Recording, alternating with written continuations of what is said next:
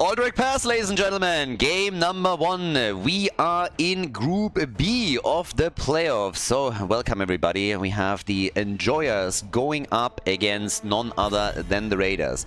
Now, just as a little bit of a side news, the Raiders actually made it into rank 2 after qualifiers. And now they have a chance to advance here. And on the one hand, I really want to spoil what happened in Group A. On the other hand, you should really go there and watch it for yourself, because we had some absolutely insane matches and quite a few upsets. I'm not going to spoil anything here, but yes, we are now indeed in the group stage. So we have 4 teams in Group B. We have the Svenskas, the Cats, the Enjoyers, and the Raiders. And 2 of these teams will make it out of the group and then move on to the final stage of the tournament, which is a 4-team double elimination system. Now, one of the things that's important here is that also we revealed the twist for the playoffs, and it's already in play. So now we have bounties that the teams can complete in order to pad the prize money for themselves a little bit. We have $2,000 in prize money, which gets split among the top 4. And then in addition to that, which I'm going to show you in a second here, we have bounties. So all of these bounties that you can see right now are optional. The teams don't have to do that. But per match, each team can complete 1 bounty at a maximum. Now, the bounty sheet that you see here is individual for every single team. So if a team completes the bounty to win a game with Probius, it does disappear for them, but the other teams can still complete the same bounty. And every single bounty that a team completes gives another $50 of prize money. So the maximum payout in total for the tournament is actually $3,600. So it's quite a bit. We stepped it up a lot there, and I have to thank again Psychiv, Kevin, because not only did he organize and host this entire tournament, he's the one coming in and saying like, hey, let's do this. But also when we talked about the bounty idea at some point in the game, he said like, you know what, not a problem, we're going to increase the prize money if we can make this a fun thing. So yeah, Kevin, absolute legend. And we'll see what the teams can do. So far, we had a couple of bounty attempts. Limited amount of bounties completed. Actually, we had only 1 bounty completed so far. And that was from the Bathrobe Boys, who were able to complete the bounty to win a game without a healer. Now, personally, I think that a lot of these bounties are going to come into play once we're heading also into best of 5 matches. It's going to make it a bit easier for the teams. We now have Blaze and Hogger. This is obviously game number 1. And keep in mind that whenever we have any kind of match being played, the same rule that we had in the playoffs, in the qualifiers also still applies. You can only play hero once within a series. So whatever hero you see on the map cannot be played again in the same game. But yeah, let's see what the teams are going to do. The Raiders, obviously, a little bit of a favorite right now, considering how well they were doing in the qualifiers. We have a Nubarak and Anduin on all drag pass. And with a Nubarak, you can cheese the prisoner camps. Been explaining this a lot during the qualifiers, but in case that you're unfamiliar with it, you can do that also with Samura and some other heroes, but a Nubarak is a bit more typical here. So you can move on with a Nubarak to the prisoner camp, you spawn a couple of beetles, the guards get distracted, you go for the channel, and you can sneak in some progress for your team like that. That was a pretty cool trick when people weren't as aware of it. I think you can probably still get away with it in Storm League, but when you're playing in competitive, most of the players, once that they are seeing a Nubarak on the other side, now know to watch out for him. And when he starts disappearing from off the map, to have a little bit of a look what's happening around the prisoner camp to shut that down early. So let's see what they can pull off. We got Malthael banned out as well, and Vala gets banned too. It's actually interesting to me that Tracer is now banned by the Raiders, because if anybody has been playing Tracer over and over again, it was Gavlo so far. I honestly wonder if in this case they just banned her out because they didn't plan playing her here and they still want to preserve it for Gavlo later. I would not put that past them at all. So, yeah. But let's see. We got Brightwing and we got a Hanzo. Alright, so the double pick for a bit more global action.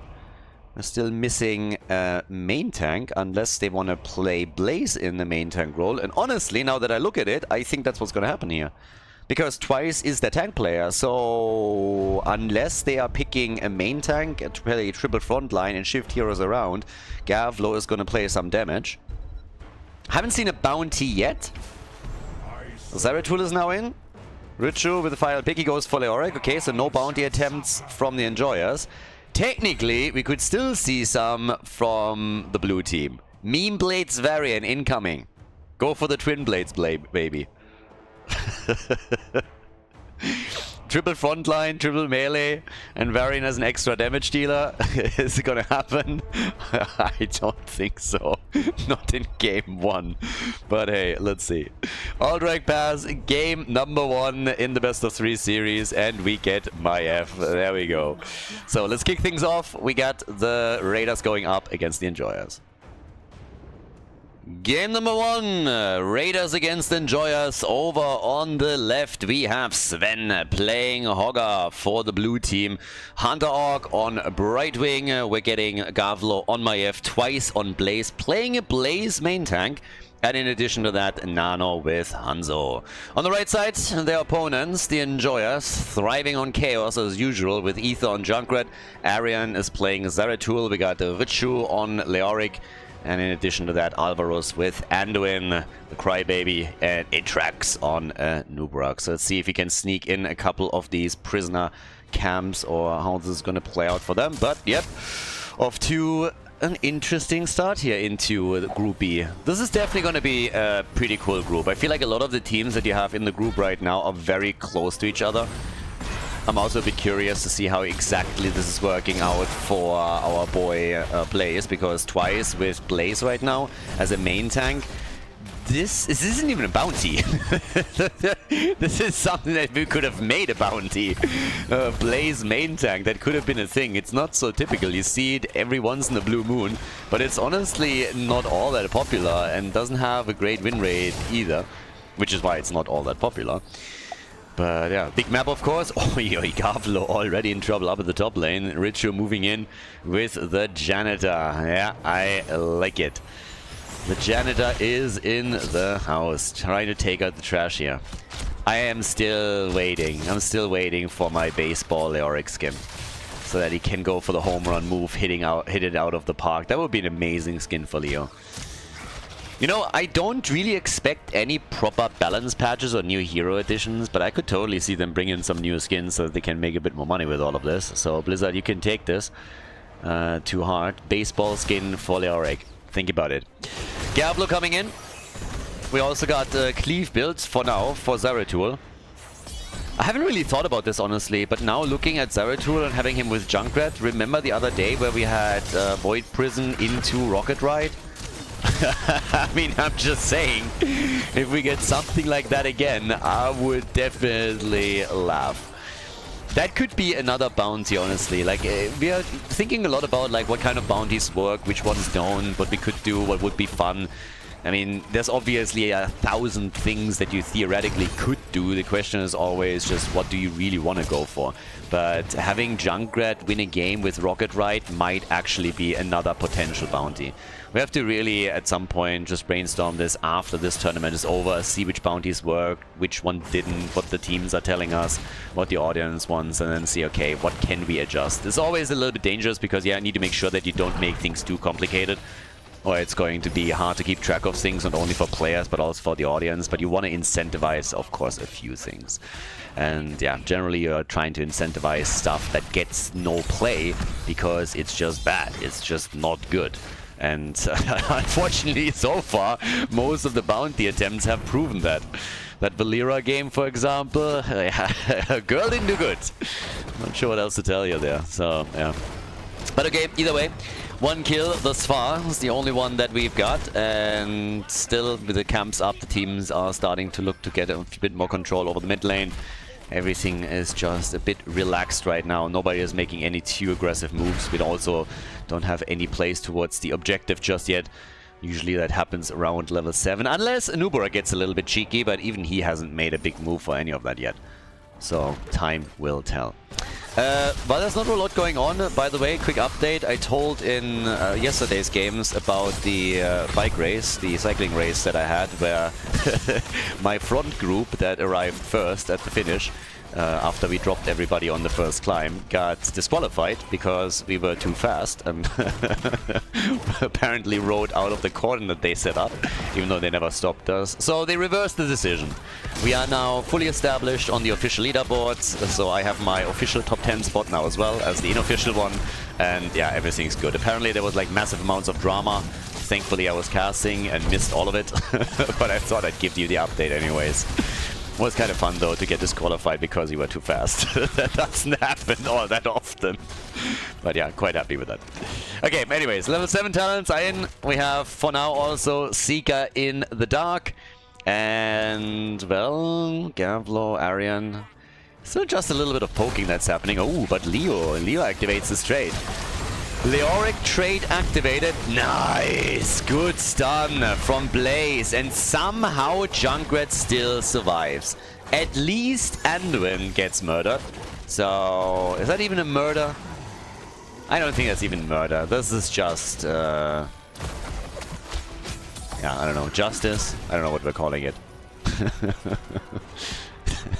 Pest elimination. I think that more applies to Brightwing. But yeah, don't want to go too overboard with this. Oh, we got 3 kills to 0. But yeah.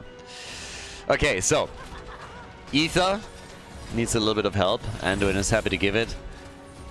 No objective just yet. I mean, we're nearly on level 10 right now for the blue team. And the Raiders are actually pulling ahead. They not only have 3 kills to 0, but also a nice experience lead that they started to establish here, which is quite nice. Okay. All the way up at the top, Sven sitting tight. We still have Maiev doing her thing together with Brightwing. But they got level 10 now, so at this point they can really decide what they want to do. Go for the objective, go for the boss. I mean, I don't really care, but make something happen. I mean, you have heroic abilities for a reason, and you have a gap. It's not a big one. I guess I'm not going to really do anything with it. But everybody is now ready for the mid-game. And we're going to see what Junkrat is going to choose. I think Rocket Ride might be an interesting potential addition to the bounties for potential next season. But we're getting a Reptile. I'm still waiting for Zeratul to choose if he wants to go Might of the Narazim, and that's exactly what we're getting. So Might of the Narazim is in. Everybody's now fighting for the prisoner camp here. Nuburak is already attempting to stun them out, and they're looking for some follow-up. Arian is kind of split off from the rest of the team, hoping to get a hit in on Hanzo and Brightwing. But so far not happening. Nano, of course, just fighting away here, waiting for his arrow as well. One of his best heroes, for sure. Yeah, definitely infamous for his play with not only Chromie, but also Hanzo. And the Hogger is the first one to fall. Nano still has the arrow, doesn't even use it here. They lose their main tank, they lose Blaze as well. At least some damage done here in the middle, but they got the objective. So they lost 2 heroes, but they got the cavalry. Pressure in the middle, pressure at the bottom, trying to push some of these out too, and see what exactly they can do with that again. I mean, right now, this is looking pretty solid for the Raiders, I gotta say. At least off to a good start. Losing the 2 heroes was a bit of a setback, but it came also with a big boon for themselves. They have now cavalry that they can use, and everybody's already back out on the map.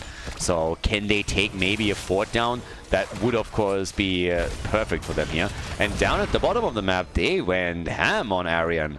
Nearly got him here too. With Zeratul this slow, he's gonna have a tough time defending that fort. So this fort is in real trouble. The one in the middle of the map has also taken significant damage. It might not fall here, but it's down to 50% HP already.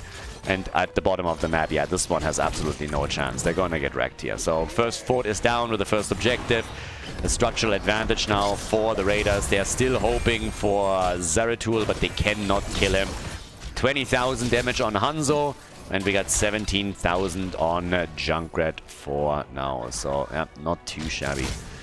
3 kills to 2. Small increase now in passive experience the team is going to get throughout all of this. So, also quite nice. Leoric is moving towards the top side in an attempt to also ensure that they are, well, not only not losing anything on lane, and to make sure that they also have a chance to damage some of the structures here. Get the wave clear in. Has also gone into the extra slow on his level 4 talent. With level 13, the usual suspects. It's a bit of a slower game. Like, we have seen a lot of very explosive games in Group A in particular, but this one is a bit slower. Everybody is still playing it very reserved, not trying, like trying to not really fall behind here. Obviously, if you don't make it out of the group stage, then it's just over for you. If you at least get into next week's matches, into the top 4, then you're already guaranteed that you get prize money. Teams can, of course, still pad their payout a little bit. Oh, nice hit. Nice, but the cocoon! The cocoon comes in before Maiev can really land a good hit on Zeratul. Job well done here. And everybody rotating back down again. Bosses, by the way, have been up now for a while. And seems like they're going to get one. And the red team responds in kind. I did think that they might maybe go for their own boss, but instead they're going to try and attack here. Alrighty, so let's see what they can do. How much damage can they actually pull off? Is anybody gonna take the boss, or is it just gonna get leashed? That's the big question. And with everything that was committed so far, it looks like someone is gonna grab that bad boy. And the red team is saying like, yeah, we're definitely keen. There's only one fountain nearby though. The blue team has an advantage because they have that added sustain with the fountain, so they should be able to claim this. And they're going for the kill as well. Leo is gone. Boss nearly claimed, but it gets clutch. Oh, careful here. Yes, there's the ping pong. And Uberak, he's low. They're trying to steal it, but they can't. A noob dies, and they have the kill on the boss. Boss and Uberak are gone, and well, this is a chase, and it's going to hurt them. If they lose another hero here, that would be utter destruction. That bottom wall is likely going to fall. My F has moved into the middle, trying to apply some pressure onto the fort there. There's also an objective up, so they're really just hitting all the stops right now. They're going for boss, bottom push, they're pushing a bit in the middle with my F, and at the same time it is an attempt to lock themselves in for another objective. So we have 15 to 14 right now, and yep, the hits are coming. So that fort is going to suffer some damage. Boss has moved through the wall. It's a very early boss, obviously. I mean, when did they take it? 10 minutes in, so yeah. But it's still an objective that you got to fight for. The level 16 talent that should be ready for the raiders in a few seconds is going to make things very difficult for the enjoyers. They can stop this for now, but there is a solid gap established in experience, and that means that they can start to move straight in for the objective and try and claim this once that we actually have 16 talents for them. So yeah, for the enjoyers to come back, they need a bit of a W. They need a kill or two in order to make this happen. We have Hogger now with Headbanger. And the red team is also banging their head against that wall that is the blue team. Leo is low again, nearly gets Hanzo. They still want to go for Nubarak. He's also getting chased away. So yep, tons and tons of damage already done. And with so many key heroes being low in HP, that means that they have to fall back, try to interrupt the channel. At least we have their own level 16 talents with the double pull for Anduin now, with the Nubarak going into Epicenter. And the channel hasn't continued yet. Raiders are still working to get that channel into play, so that hasn't happened yet. Attack's still coming here, a bit more damage. I gotta give some credit to the red team. Them being able to stop this was actually pretty good. I mean, you have a couple of really good heroes to make that happen, of course, with long distance poke that they can use specifically from Junkrat in order to interrupt, and that's exactly what they've done here. But now the attacks, they keep coming as the red team is trying to move over and take finally some initiative in the game. Cocoon is out against Blaze, still acting as the main tank for them. Gavlo with Maiev doing his best here. They're starting the leash on Zeratul. Zeratul in trouble but gets healed from Anduin. And even with the Entomb out from Leo, he's eating that arrow. But Anduin for the win comes in and saves the day here for them. So yeah, job well done. Able to resist a bit longer. And it's a nice back and forth now between the two aiming for the next objective. Nobody has really been able... I mean, there is an advantage, but this is also going to be the big one. Nobody's really been able to move too far ahead in structures. The red team has, of course, lost a lot more hit points here, as you can see, but only one fort has fallen, which means that you still have plenty of opportunities to bring this back, win a good objective, especially one of the stronger ones here in the mid game, and then do your thing. Didn't see this coming. Yeah, that came out of nowhere for him. So there's the chance and there's the kill. Job well done. With the Nubarak gone, now the opportunity to go for the channel. Anduin is trying to do his best to interrupt it. Ether is there with Junkrat as well. But Hanzo is now taking over and dishing out the damage and the pain. And that makes all of this insanely uncomfortable. The channel has started and another set of the cavalry is going to spawn on Aldrich Pass. The blue team with another objective. We got 31,000 damage for Junkrat and we got 53,000 for Hanzo. As Maiev has already rotated towards the top, trying to take a few more minions waves out here. Whole idea, of course, being to ensure that the fort falls 100%. And the same is happening in the middle of the map right now. So doing the exact same thing here too. And both of these forts don't stand a chance. So this is really where it starts hurting for the Enjoyers. They're just losing way too much ground with this now. And the main question is simply, can they at least hold on to all of those keeps, or are they going to lose a few more walls there as well? We have 15, 14 minutes in now.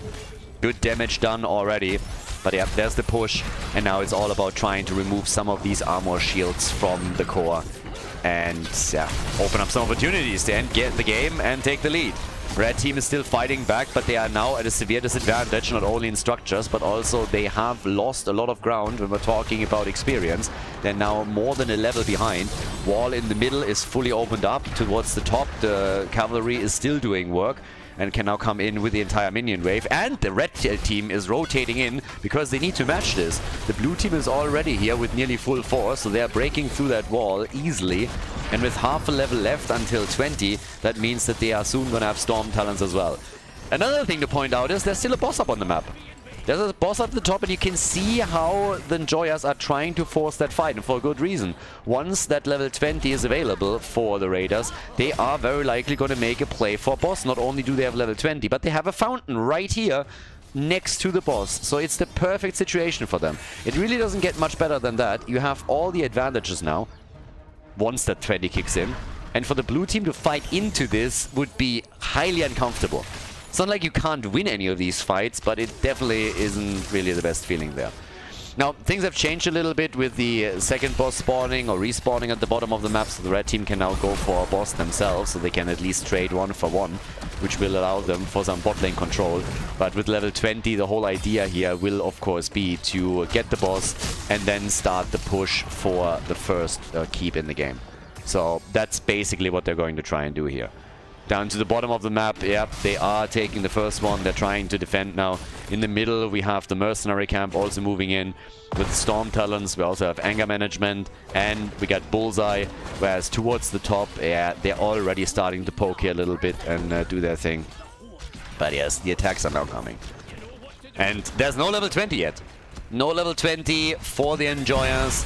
That top keep is low, and it's definitely going to fall. There is no chance that you save that. Yeah, it's already dropped so quickly. I mean, yeah, they don't even have to stay there. They could have moved into the middle, do some damage there. I don't think they can go for core here. We've seen plenty of times now how difficult it is to take one of these cores and Aldrich pass out if you only have one armor shield removed. It's not an easy thing. And if you fail to take the core down, it will heal up completely. So it's always a high-risk play. And I don't blame them at all for not even trying, because this is nearly impossible at this point in time. You're much better off just controlling your advantages throughout the game and then going for a second keep and attempt to do it with that. As long as they defend their own boss now, or their own core and keep, they are going to be absolutely fine here. Now the next objective has already been spawned, and now that both teams have level 20, the red team is emboldened. They have Storm Talons, they're like now or never. We got Leoric with Buried Alive. We got also the upgrade for Zeratul with Twilight Falls, and to add some additional CC to all of this, we have Rewind for Nubarak. So time to start the party and make him pay. And they are going to try here. If they get the 18-19 minute Raiders, then the red team might have a shot at slowly bringing this back. This is the objective that really matters for them, because I'm not kidding. If they win this one, they have a great shot at taking at least 2 forts out, maybe more, which would more or less equalize the game again, but they have to win it, and currently it's not looking like it. Yeah, Zeratul with the light bomb engaged thanks to Anduin, but the bunker was already on the ground. Now they're going for Nubarak, and Anduin is trying to pull them out from these fights time and time again, doing his best to keep everybody alive. Doesn't really manage to do that for Leoric, who sacrificed himself, I suppose. But with the red team now disengaging, the blue team is following them immediately, moving over to the next camp and attempting to get another objective. Yeah, they're doing a great job here. They're really doing well. 7 kills to 2. Just look at the damage output from Hanzo with all the poke that we are seeing. 72,000 for him and 40,000 for Hogga in this game. And the Enjoyers, they just don't have an answer. It seems they don't have an answer here. They got 2 kills early on, but this was only because of the fight. Finally, another one. Finally, Brightwing goes down. Maybe now an opportunity to save the objective, because the Enjoyers got close. They have only 10 seconds missing themselves. They go for Blaze, and they stop the challenge. Nice. Nicely done. Maybe now an opportunity. Is this the moment where they can turn the game? Are we going to get a comeback? It would be kind of cool. They should be getting at least the objective, and yes, they are. So 7 kills to 4. Finally, we have a little bit of pushback, and that allows them to go for the first set of Raiders. And now we're 90, nearly 20 minutes into the game. These guys are going to be a lot stronger, and I think they can take both of the forts out. And if that's the only thing that they take out, then they're nearly even in structures, and only 1 keep is the difference. But they might even have a shot at doing more than that, specifically if they're able to pick up another kill here. So we might get to see that comeback.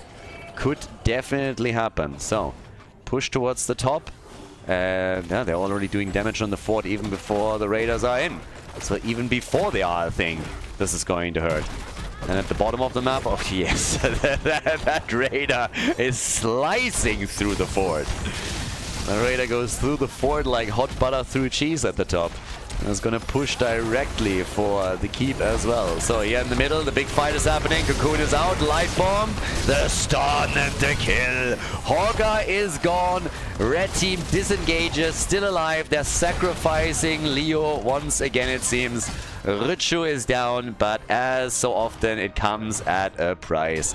The attack down at the bottom of the map is already in full swing. The keep is taking damage, and boy, oh boy, it seems like the Raiders are all of a sudden in trouble. We've seen upsets in Group A. Are we gonna see more in Group B?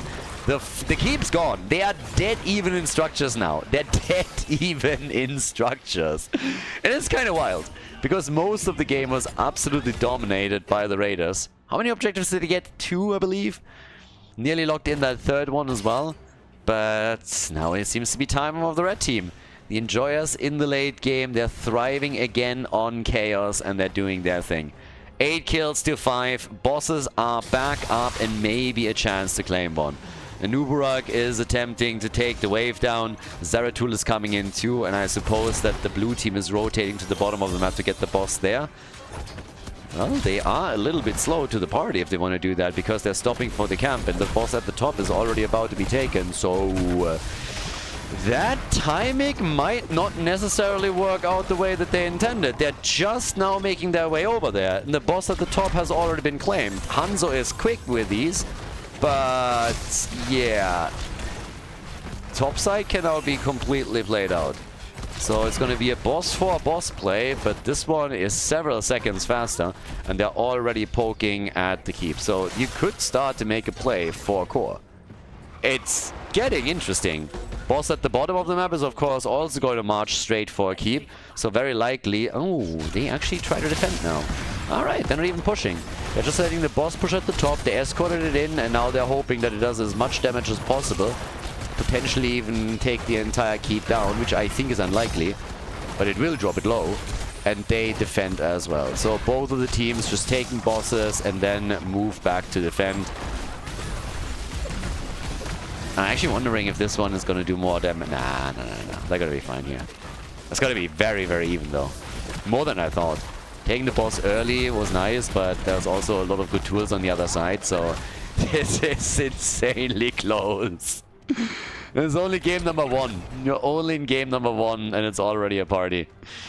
There's the damage now. We have 200,000 siege for Junkrat, 250,000 for Maiev. Both of them just insane. And the damage output of Hans is at 80,000 now. So the objective is back up. Camps are as usual getting claimed. Each team still with 2 armor shields on the core. But yeah, it's getting interesting. We're 23 minutes into the game. We're on level 24 already. There's Buried Alive against 2. Nice, but not enough follow-up. It shuts them down for a moment, but they couldn't follow up too much here. So yeah, not a lot that they could do with that. Okay, they go for Nubarak again, and yeah. Zeratul is just poking. He's just sitting there the entire time, hoping to get the good engage, making sure that he's not accidentally running into a jet propulsion that hits him straight in the face. But it connects with the Nubarak, and that's the end of the main tank. And Nubarak is gone, and that's bad news. That was well coordinated. That was great coordination, actually. They came in and they absolutely dropped him. Stun after stun, Brightwing following up with a poly. There was absolutely no chance for Nubarak to do anything about it, to use any of his abilities to get out of that trap. Now we have the chance to go for the next objective, and I guess the red team will have to react to it. Because if they're just sitting there and take it, then that's going to be a pretty strong set of cavalry units that are going to march onto the map. But they're losing more, aren't they? Zeratul, Leo, Riptire is now coming in. 17 seconds for the objective. Light bomb. Zeratul doesn't connect it. Yeah, blue team is playing the smart. The arrow doesn't connect with anything either, but there's the kill. Zeratul is gone and Leo dies too. Oh, that seems like a potential W for the Raiders, everybody.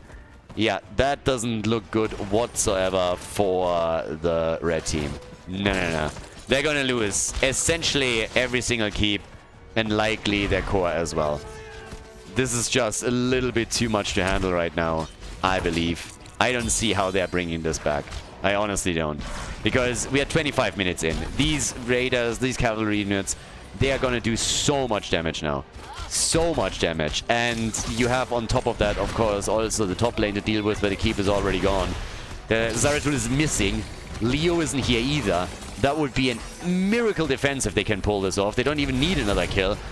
With the keep gone, that's the second armor shield removed. Hogger is escorting the cavalry, and at the bottom of the map, the core is already taking damage from the pressure of 2 lanes.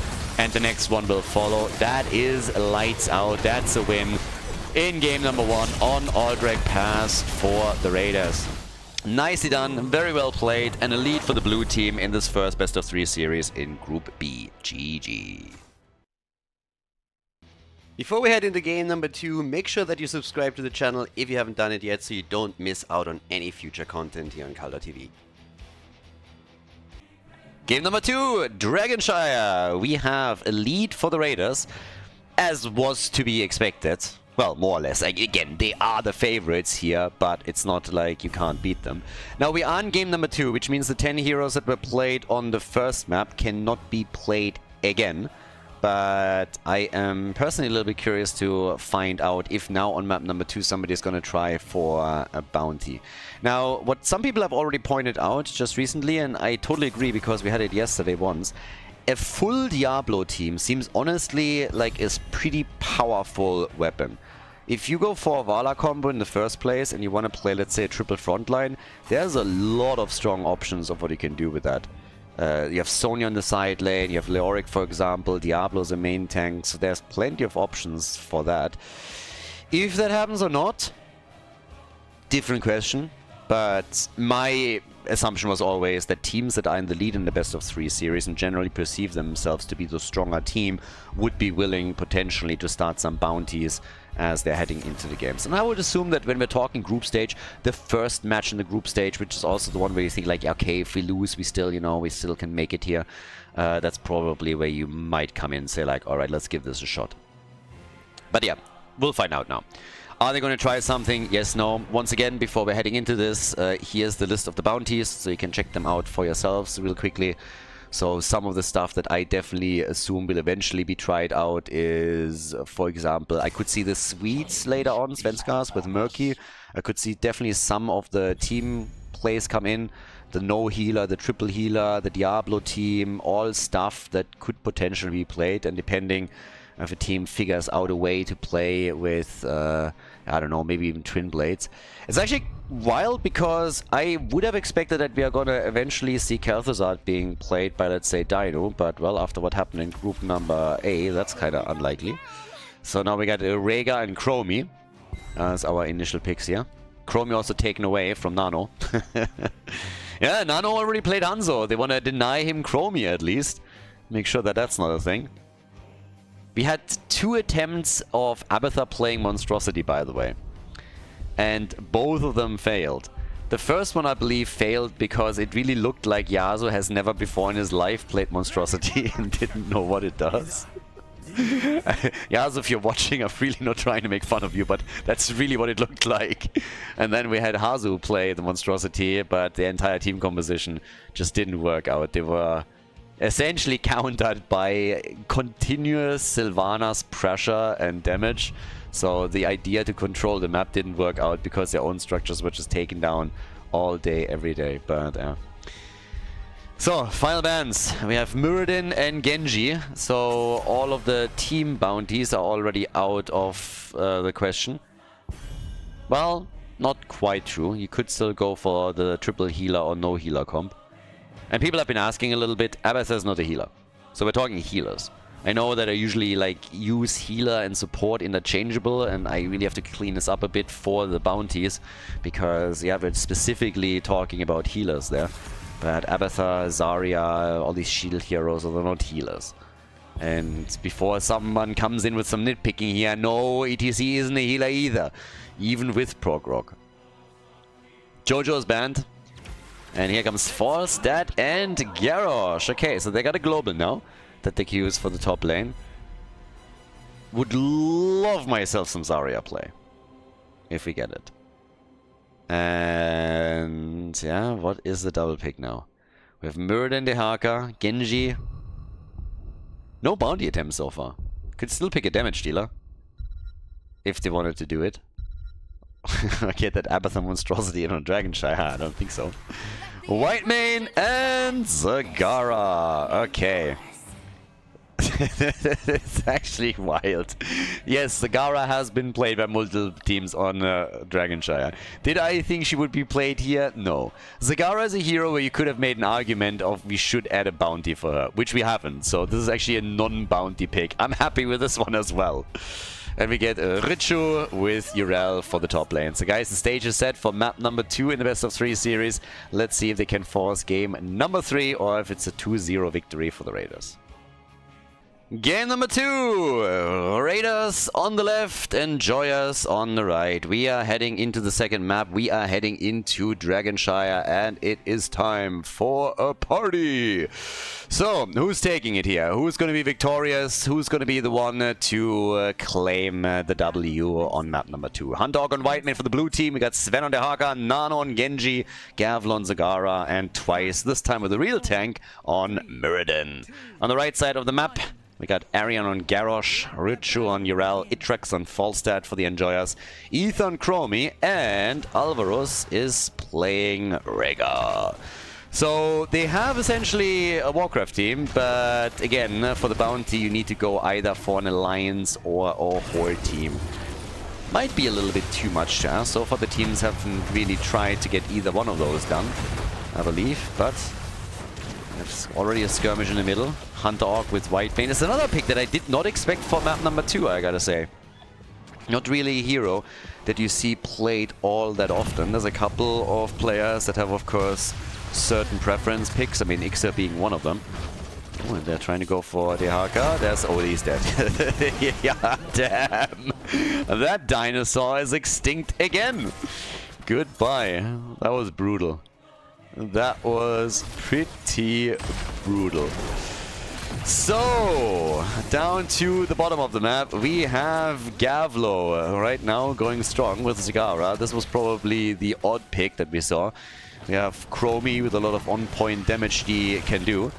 And on top of that, we are getting, of course, also the birdie. So Chromie can get a lot of damage in against Zagara and kill her quickly, and then you have False that they can fly in and start to do his thing there. Yeah, over on the right side, Itrax, Alvaros, everybody is sitting tight. We have, on top of that, the camps taken.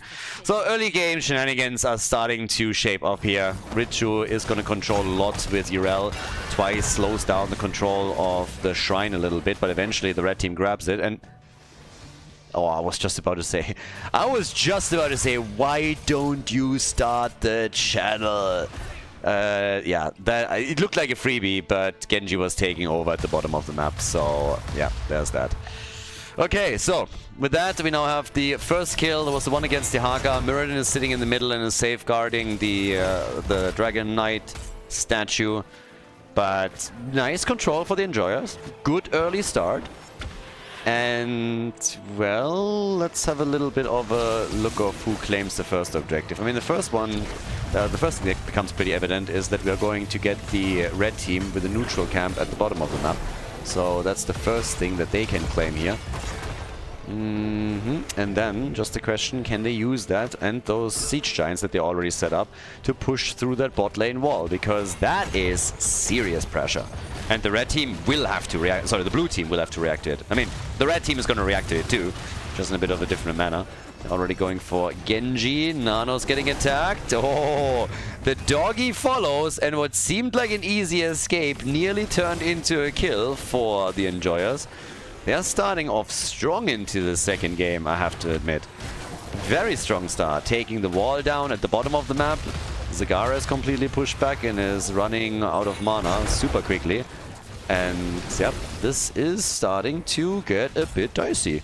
That Dragon Knight is also being fought over. They can't reclaim the shrine at the bottom of the map. They are interrupting in the middle as best as they can. But not too bad. Definitely a whole lot of aggression right now from the Enjoyers as they are trying to take the lead in game number 2 to ensure that they are not losing this match, but that they can force the third map quickly. Top side, Urel starting to make the jump out. Sven has started takeover. Still no Dragon Knight. There was, again, lots of damage that was claimed earlier. And on top of that, it led at the bottom to the wall getting destroyed, with the exception of one tower that is barely holding on to last few hit points. Genji is now moving in, which forces Chromie back. Yeah, does not want to die here, as it seems. But Skavlo is now reclaiming his position. I mean, it's obviously a nice spot also that he has generally a lot of vision, as long as they don't diligently take down every single creep tumor that gets spawned. So a little bit more visibility and therefore control of the map. But I love how both of the teams are playing this super cautious the entire time. I really like it. We had so many insanely kill-heavy games, but now everybody is just playing it a bit more slow, a bit calmer, just trying to make sure that they're not falling behind here. This is going to be an intense group as is, so every single map win that you get essentially matters. But Falset is now gone, so the blue team is gaining a bit of momentum at the bot fight at least. Whitemane is coming back in after tapping the fountain, so they can continue from here. And can they maybe break that wall down with Zagara? Banelings are already rolling around. Quite a few of those. Gavlo is getting some of those hits in. Yeah. 8 versus 8. And 5 minutes in, we have seen only 2 kills. Falset flew back into the middle of the map to defend and get the experience here too. They're now looking at the top 2, yeah, reclaiming at least 1 shrine. At the bottom, the blue team is trying to hold on for as long as they possibly can to allow for a bit more time for the top lane, but they might lose some heroes here. Hunterhawk is low and Alvarus barely making it out. With a bird helping, there is a chance for a channel, but it gets denied because Urel has now reclaimed the top side. So they have control over both. They've taken control over both of the shrines now. And Tehaka is sitting in the middle to try and prevent it. It's a continuous back and forth on the objective, and I like that quite a bit. They're continuously trying to get the first Dragon Knight, shut the opponent out, and this also leads now to a situation in which we have level 10 kicking in for both of the teams nearly at the same time here. No big plays are immediately being made. We have more for Zagara, no surprises either. And there's the heroics for the red team with Decimate taken. And we get Ancestral Wrath, as usual. Had actually a Bloodlust game in one of the Group A matches. Interestingly enough, against Gust. And I think they even won it, if I'm not mistaken. Did they? Yeah, I think they did. Garrosh again. Trying to go for... Gavlo's dead. Right? Yeah, Zagara. No, the more might have just saved her. Neat. Neat little play, more saving Zagara for now. This looked like a kill after Garrosh came in and just said, alright, get over here. We're gonna take you down now, but they were able to keep her alive. Good on them. Still a kill versus a kill. Nobody died in an encounter and they're still fighting. This fight has been going on for ages, it seems. Maybe now Zagara is low and she is still alive. Hunterhawk is making sure that nobody goes down, and finally the birdie is eliminated, and that tips the scales in favor of the blue team. They follow it up with the second kill. Garrosh is destroyed. 3 kills to 1, and now the bottom wall is going to suffer the wrath of the Raiders. Tower and gate are down. They can go for a bit more here. And who knows, they might even be able to get the objective, since we have Muradin waiting in the middle of the map.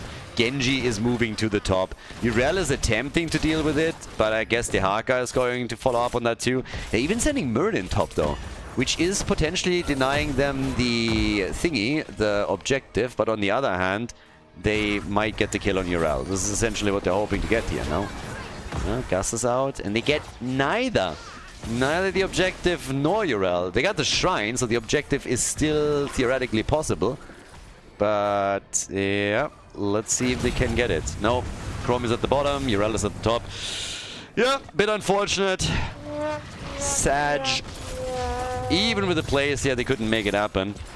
Isa's trying to get away. Nano really wants that kill. And he doesn't get it! What? Chromie waddles out of the fight and then kills Genji. Nano just got outplayed hard. Damn, that must have sucked. And the Dragonite is still taken for the blue team though, so at least they were able to do that. But yeah, as the attacks keep going, check this out. Check that kill out. Like, Genji got completely outplayed on this one. Look at him. X-Strike, zips in everything, and then Chromie turns around and delivers the finishing blow. Bam! Straight to the face. That Sandblast. Huge victory. So, that was insanely cool. Nicely done by Chromie. Yeah, that was pretty neat. Ether, good job. But they still missed out on the Dragonite. So, yeah. Blue team might have lost Genji, but they've done a lot of damage now in the middle against the fort. And we have at the bottom of the map also damage on the second fort here. So structurally, they're starting to fall a little bit behind. In addition to that, the lead in experience is starting to come into play. 13 versus 13 for the teams with 22,000 damage for Genji. So no matter what just happened, he generally still is the one that puts the big numbers onto the board. Chromie is coming in on the same amount of damage, by the way. So yep, she's also getting decent damage out here. But some pretty wild games and plays are already being made now. The Enjoyers trying to fight back. I mean, this is what's happening here. The Enjoyers are trying to do their thing. They're trying to make sure that they can force game number 3. The system that we're playing is the GSL system, in case you're familiar with it. So we have group Team A going up against Team B, Team C against Team D, and then after that, the losers play against each other, the winners play against each other. And then you have the winner of the losers match and the losers of the winners match fighting it out for second place. So yeah, that's what's going on, in case that you were unfamiliar with that. And that determines the 2 teams that make it out of the group and fight then for all that prize money. Then again, if you don't make it into the top 4, but you at least completed some bounties, you can still get some easy money there. If the teams are going for that or not is absolutely optional, and time will tell. For now, we haven't had any attempts in this series to complete bounties though. Zagara with 9 stacks on her level 7, and here comes the pressure from the Enjoyers, from the Masochists, who enjoy Storm League. I mean, you play Storm League despite everything, you're trying to get better, but yeah, like, who's there like, ooh, I get to play some Storm League. So yeah, you play, but then you're always like, why did I do now? That's what tournaments are for. That's what Heroes Lounge is for. The chicken is dead again. Falstad eliminated. The birdie is gone. They go for Garrosh and he gets killed too. It feels like a bit of a deja vu, honestly. We've seen the exact same play being made before. This time Nano gets the kill against Chromie, and they are also able to take down that bottom fort. Muradin is kept alive and can jump out, takes the shrine on his way back. And with the Haka having an opportunity maybe to take the shrine at the top, they have a shot at getting another objective for the team. And yeah, Urel has to retreat, so that's another Dragonite. Twice is already sitting in the middle. Muradin is totally excited to finally grow up. I mean, usually he's just half size, and now he immediately, you know, like BAM! Taller than everyone else in the game. Do you think the Dwarf gets dizzy when he goes for the Dragonite? Because it's always all of a sudden so high up? Is that a thing?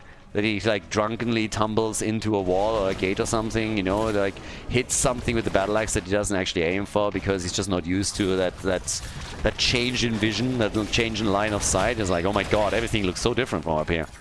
So could ask Chromie, she's in the same spot. But yep, push at the bottom of the map. 2 forts destroyed, and Dehaka is working on the third. So he is dealing with the top. Should be able to take that fort out, right? Unless he's joining the fight. And as long as they're pinning everybody down with the Dragonite at the bottom of the map, all that Meridian has to do is use the Dragon's Breath every now and then against the minion wave. And Dehaka, again, Dragonite doesn't really have to do anything if the entire team is going there and the rest of the blue team can then take structures elsewhere on the map. That's also a big W, so yes, mission accomplished. Has broken through the bottom wall at the keep, at least partially, and now the move at the top. So the attacks are coming. Ancestral and Gust being used, the 2 defensive tools, big X-Strike. They can be happy that he wasn't level 20 for the cooldown reduction there. That was a big hit. Chromie gets healed. She was low but survives. The Maw, zoning Maw from Gavlo. Talking Gavlo, he's at 20,000. No, he's not. He's at 32,000 damage. 32,000 damage for Zagara, 39,000 for Genji. And we got 32,000 for Chromie as well.